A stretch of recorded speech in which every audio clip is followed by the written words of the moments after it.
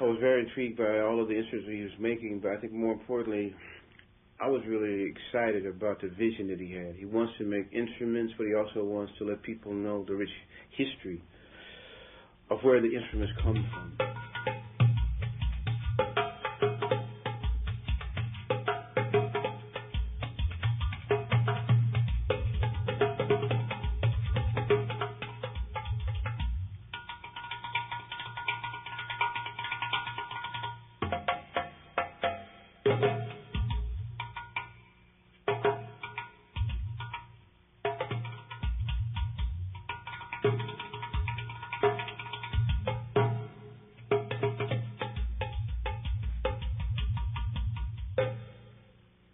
Boom, bye.